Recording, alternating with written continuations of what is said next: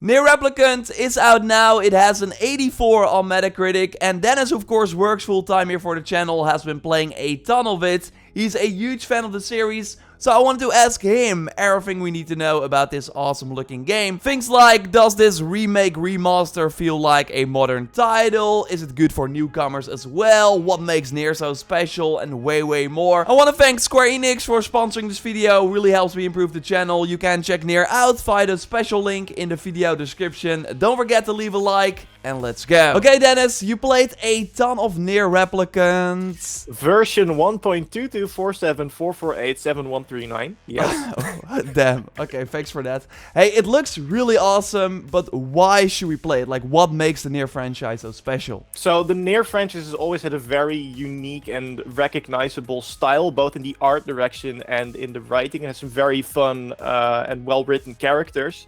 So if you like good stories, I definitely recommend checking that out. It also has lots of elements of gameplay from different genres of games, so you're never quite sure what to expect because there's always something new and fresh around the corner, which, like, even multiple hours in, there's still an element of gameplay that might surprise you that you never expected to be there. And for the die-hard fans, it also has a lot of replayability because each story playthrough will, like, keep adding new elements to the story, and if you want to get, like, to get the full experience, you will need to do multiple playthroughs to get the entirety of the story, which is something they also did in Automata, which I really like. And for newcomers who never touched like a Nier game before, would you say that this is like a good starting point, or? I'd actually argue that this is the best starting point because Automata was a sequel to Replicant, so this is sort of the beginning of that story. And the base of the story is very easy to understand. It's like you're this boy who's looking for a cure for his sick sister, and then you discover a talking magic book that may or may not have the answers to curing that disease.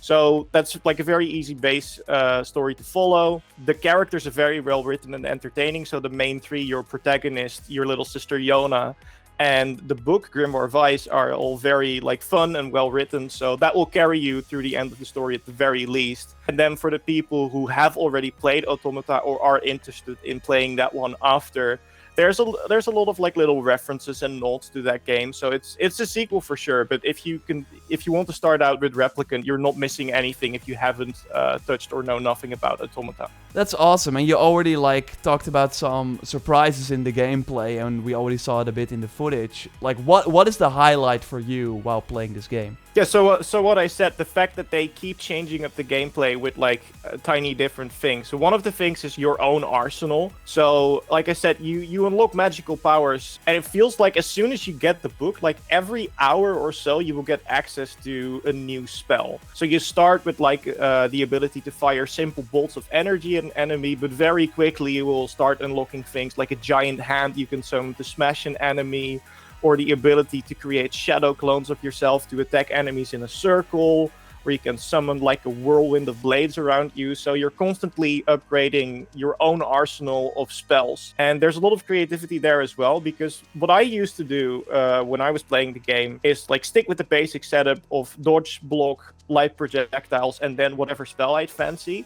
But you can, if you want, like swap out your dodge for a second offensive spell. Or you can switch your guard with your weapon for like a magical barrier if you know you're facing more magic-based enemies. So there's a lot of flexibility and creativity there, but also you do need to make some sacrifices in order to get access to new spells. And then on top of that, and that I think is like the highlight of the series, and Replicant brings that in spades as well, is that they keep changing up the gameplay like just a little bit. So that you're never sure what you're going to expect. So like for instance, and I think we have footage of that as well, like in one of the earlier dungeons, you jump into a minecart and then suddenly the camera shifts to the top and it becomes this sort of bullet hell where you can't move because you're in the minecart. So you need to use your projectiles from Vice in order to clear enemies before they hit you.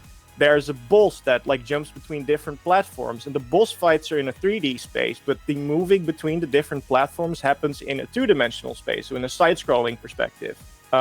There's a section where you're in like a haunted house where there's like a filter over the camera, and you move slower, and the camera is like in this tiny creepy corner, so you really have the feeling that you shouldn't necessarily be there, like a haunted house should do. Yeah, and I think in the new like Mermaid expansion that's actually new for this sort of remake remaster, we also see the side-scrolling gameplay, so that looks very interesting. And I'm curious about that as well. Like, does it feel like a modern game? Because yeah, it is of course kind of in between a remake and remaster. How did it feel for you? I was honestly very impressed with the approach they took. Especially in the gameplay itself, you never have the feeling that you're playing a game that was like developed 10 years ago. They really worked hard to make sure that the combat feels fast and fluid. Like it's 60 FPS now, so that's a huge change. And there are other like changes that were made to both graphics and like combat mechanics itself to bring it more in line with Automata. So once again, if you've played that before, you feel right at home here. And then they've also made improvements, like the voice acting has been updated,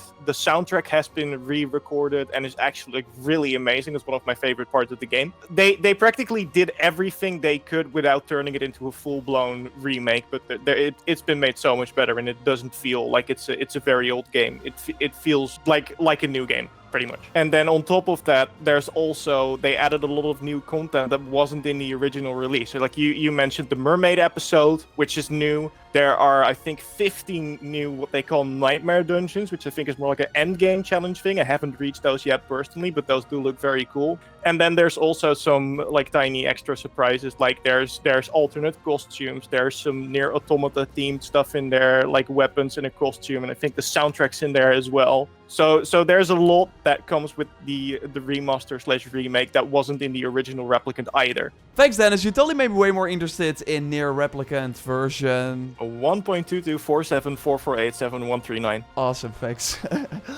You can check the game out via the special link in the video description. People can also catch you live, of course, on twitch.tv/JorRaptor. We, of course, stream there every weekday. So check us out there if you haven't already. Subscribe for way more content here. A like on the video would, of course, really help us out. Let me know what you think of Nier in the comments down below. And for now, we will speak to you next time. Goodbye. Goodbye.